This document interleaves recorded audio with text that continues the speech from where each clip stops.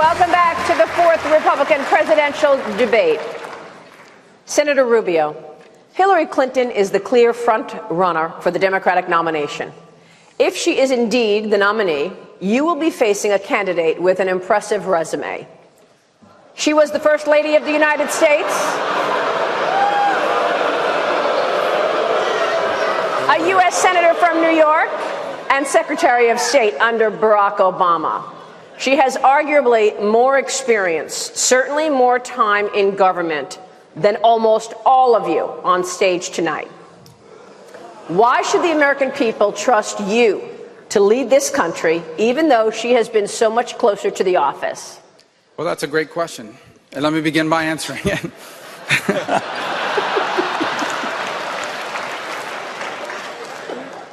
This election is about the future, about what kind of country this nation is going to be in the 21st century. This election is actually a generational choice, a choice about what kind of nation we will be in the 21st century. For over 2.5 centuries, America has been a special country, the one place on earth where anyone from anywhere can achieve anything, a nation that's been a force for good on this planet. But now a growing number of Americans feel out of place in their own country. We have a society that stigmatizes those that hold cultural values that are traditional. We have a society where millions of people are living paycheck to paycheck. They're working as hard as they ever have, but they're living paycheck to paycheck because the economy has changed underneath their feet. We have young Americans who owe thousands of dollars in student loans for a degree that doesn't lead to a job. For the first time in 35 years, we have more businesses dying than starting. And around the world, every day brings news of a new humiliation for America. Many, the direct consequence of decisions made when Hillary Clinton was the Secretary of State. And so here's the truth. This election is about the future. And the Democratic Party and the political left has no ideas about the future. All their ideas are the same tired ideas of the past. More government, more spending. For every issue before America, their answer is a new tax on someone and a new government program. This nation is going to turn the page. And that's what this election should be about. And as I said at the first debate, if I am our nominee, they will be the party of the past. We will be the party of the 21st century.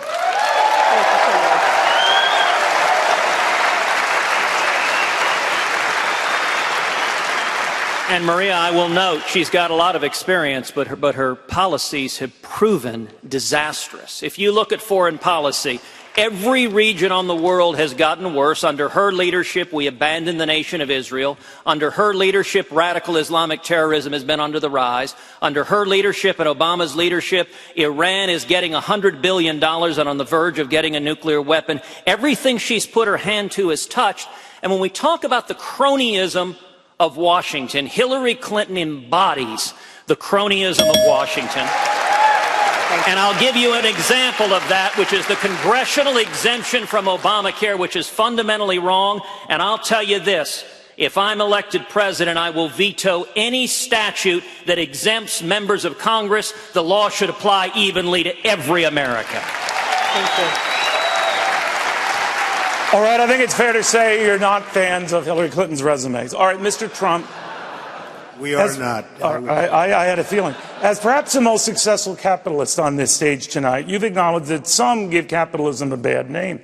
You've been particularly critical of businesses that find all sorts of ways of paying their taxes by keeping money abroad.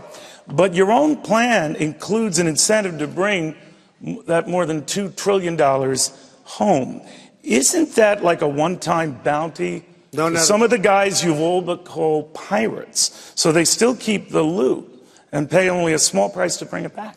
Well, what's happening right now, Neil, is something that has not been a subject of conversation by politicians, as primarily the only politician, I guess, other than Carly on the stage. They haven't talked about a corporate inversion. Now, corporate inversion, companies are leaving. You know, we used to leave New York to go to Florida. We got better taxes. We got maybe something else. Now they're leaving the United States to go to other countries. They have trillions of dollars in those other countries. They're going for two reasons. They can't get their money back in. It's something where the Democrats and the Republicans both agree. It's the only thing I can think of. They both agree.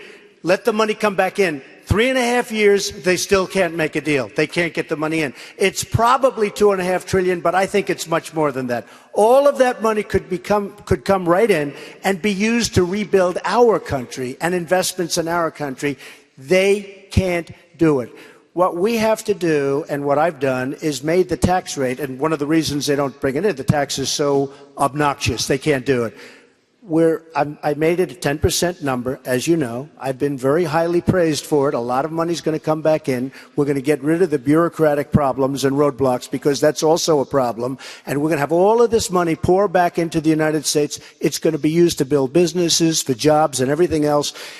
And as I say, my expression is, let's make America great again.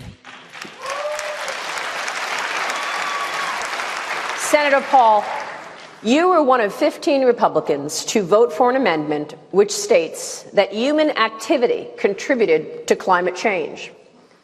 President Obama has announced an aggressive plan to cut carbon emissions. At the same time, energy production in America has boomed. Is it possible to continue this boom and move toward energy self-sufficiency while at the same time pursuing a meaningful climate change program? The first thing I would do as president is repeal the regulations that are hampering our energy that the president has put in place, including the Clean Power Act. While I do think man may have a role in our climate, I think nature also has a role. The planet's 4.5 billion years old. We've been through geologic age after geologic age. We've had times when the temperature's been warmer. We've had times when the temperature's been colder. We've had times when the carbon in the atmosphere has been higher. So I think we need to look before we leap. President's often fond of saying he wants a balanced solution. But really, we do need to balance both keeping the environment clean. We will have some rules for that. But we've got to balance that with the economy. He's devastated my state. I say the president's not only destroying Kentucky, he's destroying the Democrat Party down there because nobody wants to associate with him. So what we really need is somebody that understands that we do need energy of all forms. And that means we will have solar and wind and hydro, but we will still have coal and we still will have natural gas. And we've got to have an all of the above policy. But it would be a mistake to shut down all of our industries in the coal fields and shut down the coal-powered plants. If we did so, we're going to have a day where we wake up and some of our big cities are either very cold or very hot. So I think it's a big danger and we shouldn't do it. And what we should do is say we want all of the above. We want to free up the energy sector and let people produce, let them drill, let them explore. Maria, thank you, sir. Maria, critically, when it comes to climate change, we've had a 10% reduction in carbon emissions, and it isn't because of Solyndra. It isn't because of the central planners in Washington, D.C. It's because we've had a great American success story. The explosion of natural gas, taking two existing technologies and applying it through innovation has created lower carbon emissions, lower energy costs. 40% of all the economic activity in the age of Obama has come from the energy sector, and Hillary Clinton wants to suppress that. I think we ought to be expanding this. High growth is the path to lower carbon and more jobs. I know for a fact, as governor of the state of Florida, we created the largest land purchasing programs and environmental cleanup programs because we had a growing economy.